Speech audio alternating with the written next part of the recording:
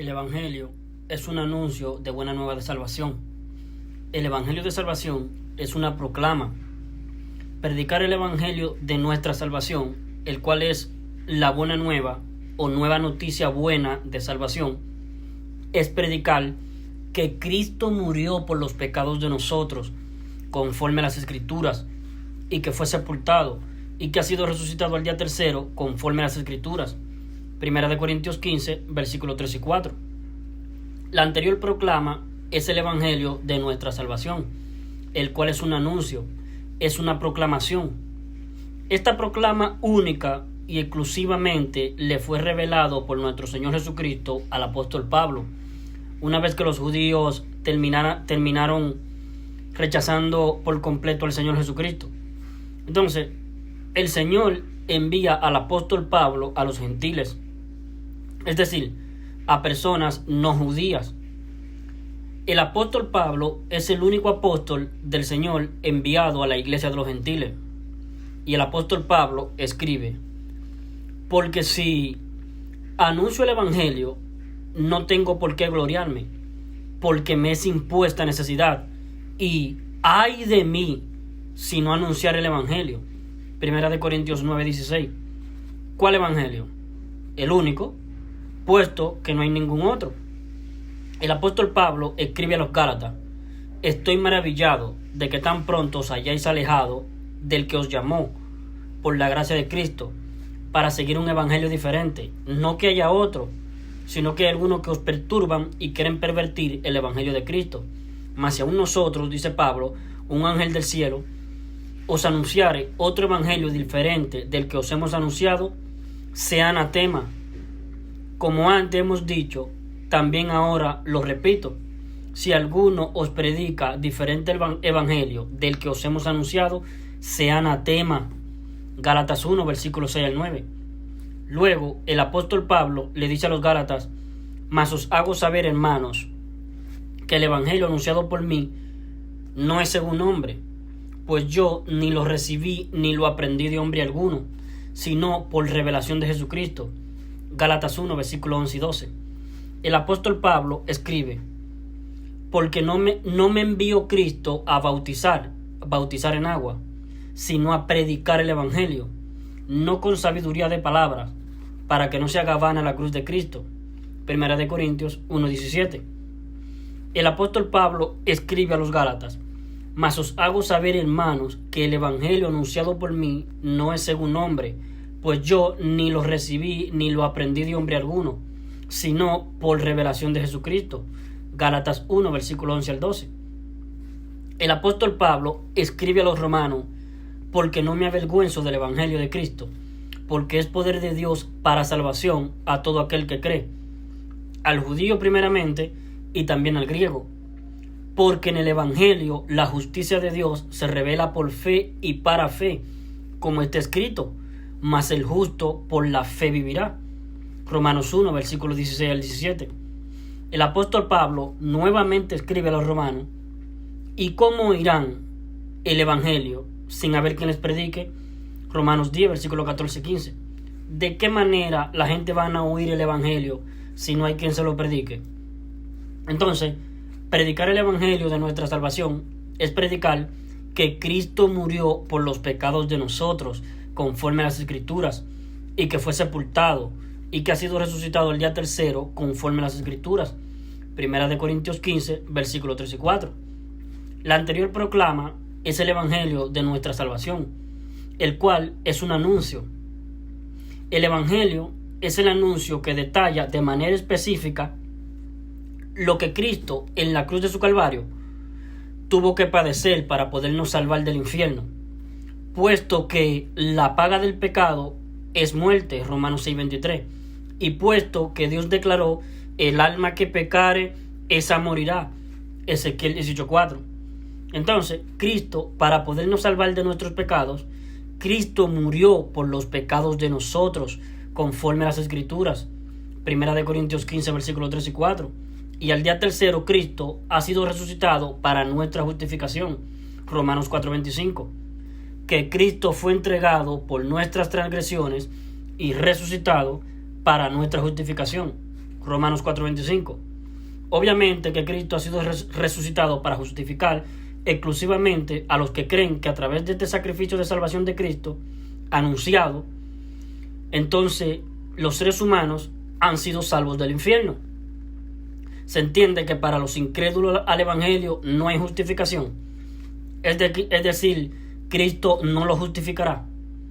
En la cruz de su calvario, Cristo se dejó voluntariamente imputar con todos nuestros pecados, puesto que Él mismo llevó nuestros pecados en su cuerpo sobre el madero. Primera de Pedro 2:24. Puesto que Jehová Dios Padre, cargó en Él, el Cristo, Jehová Dios Hijo, el pecado de todos nosotros. Isaías 53:6. Entonces, el decreto condenatorio que dice, el alma que pecare, esa morirá, Ezequiel 18:4, se aplicó sobre Cristo. Este decreto condenatorio en la cruz del Calvario de nuestro Señor se aplicó sobre nuestro Señor Jesucristo. Y entonces Cristo, en vez de nosotros, murió por los pecados de nosotros. Y así nos salvó de tener que ser nosotros lo que fuésemos condenados a la muerte de nuestras almas por los pecados de nosotros. Esto es evangelio. Esto es nueva de gran gozo, buena nueva de salvación, un anuncio que le fue revelado exclusivamente al apóstol Pablo, puesto que es el evangelio a ser predicado a los gentiles, es decir, a los de la incircuncisión. Escribe el apóstol Pablo: antes, por el contrario, como vieron el resto de los apóstoles, que me había sido encomendado el evangelio de la incircuncisión, como a Pedro el de la circuncisión, puesto que el que actuó en Pedro para el apostolado de la circuncisión, actuó también en mí para con los gentiles. Gálatas 2, versículos 7 y 8. Entonces, todos los apóstoles, excepto el apóstol Pablo, fueron a los judíos a predicar el evangelio de la circuncisión, el cual era una proclama o evangelio de salvación vigente solo durante el periodo de transición entre el antiguo pacto o primer pacto y el nuevo pacto, de tal manera que creer en este evangelio de la circuncisión era creer tal cual como creyó el eunuco etíope de Hechos capítulo 8. El eunuco etíope dijo: creo que Jesús es el Hijo de Dios. Hechos 8:37. Eso bastaba creer para ser salvo durante este periodo de transición. Este periodo de transición era un periodo de tiempo a transcurrir entre el antiguo pacto y el nuevo.